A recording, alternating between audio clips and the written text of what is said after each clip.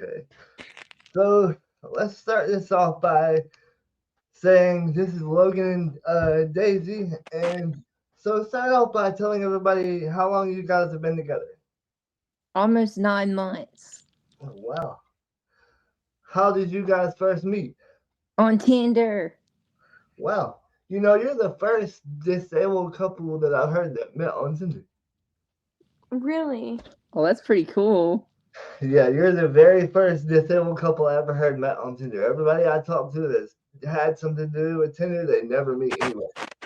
And I've used it myself, and every time I swipe, they never hit me back. So that's very awesome that y'all met on Tinder. Yeah.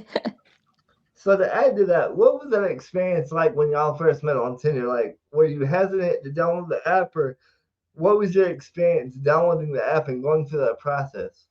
Oh man, I've been on Tinder for a minute. So I've I've had dates through that app for years and all that. So finding her on there for me was like, whoa, she's gorgeous. Let me see. It was awesome for me.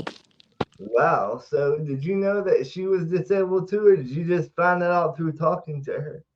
I just found out through talking to her.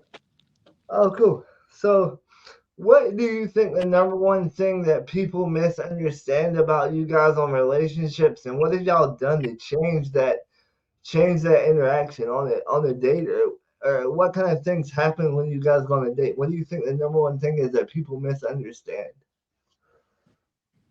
I think that people think that he can't do anything for himself,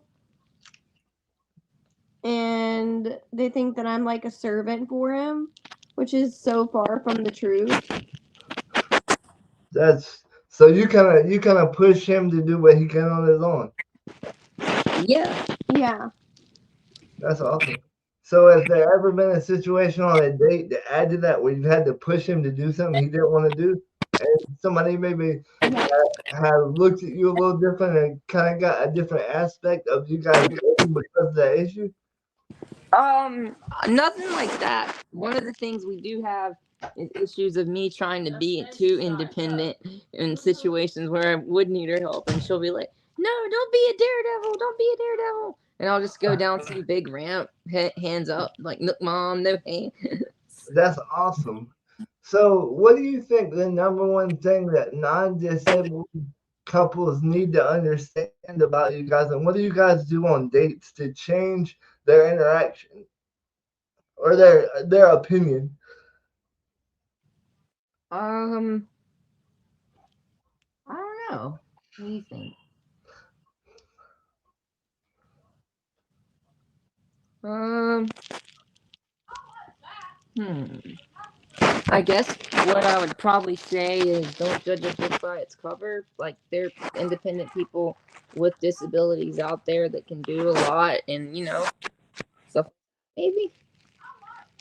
Awesome.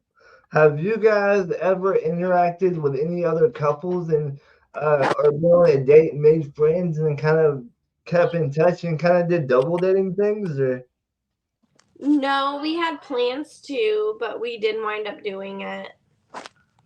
why didn't you guys end up doing it? Was it a disability issue, or just couldn't work the plans out, or the times, or Oh, my friend passed away.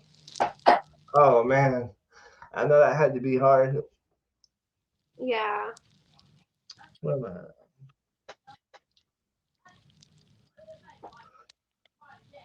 Oh, what is the most challenging part when you guys go on dates? Or the most challenging part of your relationship, not just on a date, but your relationship as a whole? It's just finding somewhere for like seating. It's the wheelchair. Let's Yeah, be yeah, but for a better question, like what's the most challenging part of you guys' relationship as a whole, not just on a date, but as a whole, as being a disabled couple? um. Being able to understand one another. Yeah. That's a very I never expected that. That's a very interesting. Can you elaborate on that? It's like with me being autistic, I speak like a whole different language than what he does, being neurodivergent versus neurotypical. Explain a little bit what that means to people that don't know what those words mean. So neurodivergence is when you have things like ADHD, autism, etc. And for me, I have all of those things. Oh wow. So you got a whole book of stuff, huh? Oh yeah, I have all of that plus more. Oh wow. Well, you guys complement each other really well. That's awesome. What have Yeah. you learned? What have you learned about disabilities differently? What have you learned differently about disabilities through dating? I've learned that he's really independent. Oh yeah, dude. I'll be going to play rock shows and stuff in different states and all over my state, just on a train and just chilling. So you can play what now? Say that again. I'm a metal musician, so I'll go off and play like rock shows and stuff literally by myself, take trains, Ubers, hotels, chill. Literally, I took a train down to play a show once, and then the train back was right back to her. That's awesome. So how far was that? Not to get into too much of that, because I'm gonna have you on a different episode. But what was it like riding that train, and what was your fear as a girlfriend of him riding the train, and how did you overcome that fear? Like how does being having a disability not be any different from worrying about somebody? You know, if you're able-bodied, what is there any difference to that, or is it still the same? I have more anxiety about like him being able to get on and off the train and them accommodating and like having ramps that he can use. I worry that there's not going to be a ramp or that somebody won't help if he really needs it.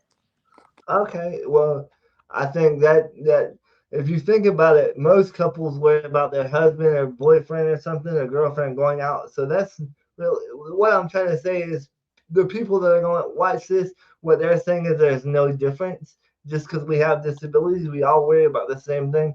So, what is something that you wish non-disabled people knew more about dating and what it's like having a disability dating, and what's something they can do to help understand you guys better as a disabled couple and disabled dating in general?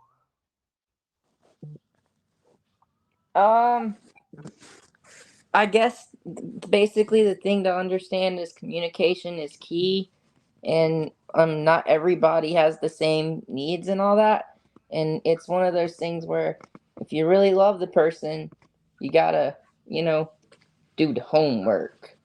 That's awesome. So back to doing the homework, what was your hardest part of learning about autism, and what was your hardest part going in when you decided to date her? I'm just asking you these questions to give the listeners and stuff a little more elaboration of what it's like to go through the show that we're no different. So what was that like what were you most worried about, and how did you overcome those fears when you were learning about her and her disability?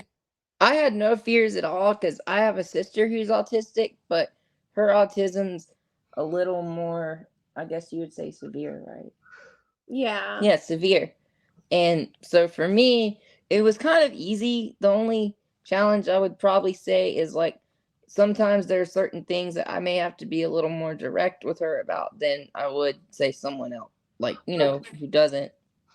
Okay, so Daisy, it would be fair to say that you're high functioning, right? That's Yeah, I'm more high functioning.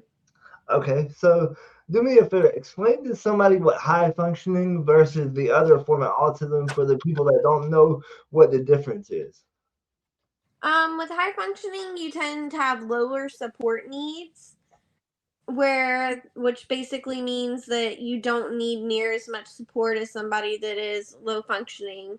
Like I was in the regular classes at school. I was actually in AP classes at school. Okay, so you got the regular high school education and the regular you were pushed in the regular high school society, right? Yes. Cool. So that's all of my questions. Is there anything you guys wished I would ask or elaborated on? Is there anything you guys want to elaborate on to let the people know, to paint a picture of who you guys are and how they can better understand disabled couples and dating? I think we got it all. All right. Well, I thank you for your time. No problem. All right, man. Y'all have a good day. All right, bro. All right.